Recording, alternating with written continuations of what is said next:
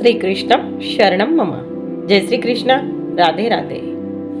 कांचन activity channel पर मैं इस काव्यमय श्रीमद् भगवद गीता जी के तृतीय अध्याय के तृतीय चरण में आप सभी भगवत भक्तों का हार्दिक स्वागत करती हूँ। हम उस परमपिता परमेश्वर की संतान हैं और जब हम उनके बताए हुए पथ पर चलते हुए उनका कार्य करते हैं तो उसे निष्काम कर्म कहते हैं।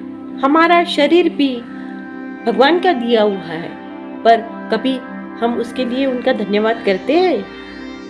भगवान ने हमारे लिए इस प्रकृति में कितने सारे संसाधनों का निर्माण किया है, पर हम इसका मुफ्त में उपभोग तो करते हैं, पर कभी भी उसके लिए भगवान का धन्यवाद नहीं देते और ना ही इसकी रक्षा हेतु कोई कार्य करते हैं। जिन्हें भगवान धन संपत्ति ऐश्वर्य से युक्त बनाते हैं और वे जब उसका उपयोग सिर्फ स्वयं के लिए करते हैं, किसी की सेवा भाव के लिए नहीं करते, किसी गरीब की जिंदगी संवारने के लिए नहीं करते, या किसी सत्कर्म में नहीं लगाते, या भगवान के किसी कार्य के लिए अर्पण नहीं करते, तो ऐसे लोगों को भगवान चोर कहते हैं। भगवान ने हम सब के लिए कुछ न कुछ नियत कर्म निर्धारित किए हैं और जब हम ये नियत कर्म भगवान विष्णु को प्रसन्न करने के लिए करते हैं, तब हम किसी कर्म फल की आसक्ति में नहीं बंधते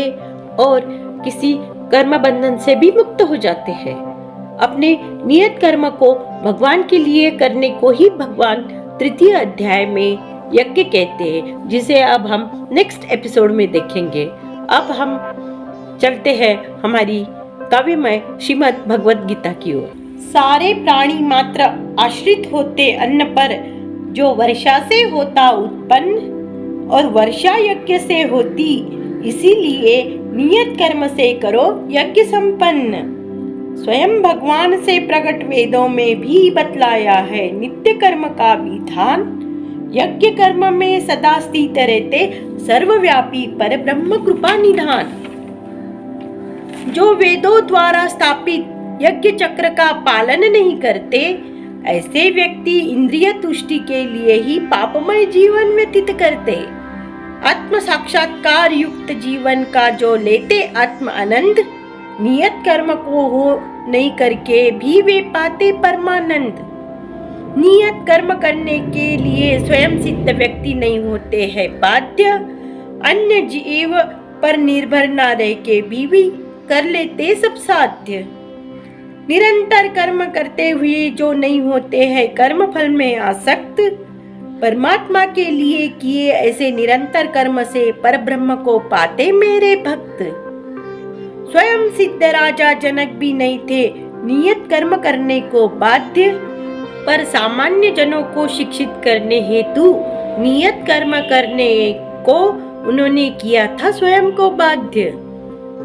महापुरुषों के आचरण का सामान्य व्यक्ति करते हैं अनुकरण, संपूर्ण विश्व उनके आदर्शों पर चलने का फिर करते हैं अनुसरण। तो दोस्तों, अब मिलते हैं नेक्स्ट एपिसोड में। अगर आपको आज का यह वीडियो पसंद आए तो इसे लाइक कीजिए, कमेंट कीजिए, शेयर कीजिए और मेरे चैनल को अब तक अगर आपने सब्सक्राइब नहीं किया है तो सब्सक्राइब भी कीजिए। अब मैं अपने शब्दों को विराम देते हुए आप सबसे विदा चाहती हूँ। जय श्री कृष्ण, राधे राधे।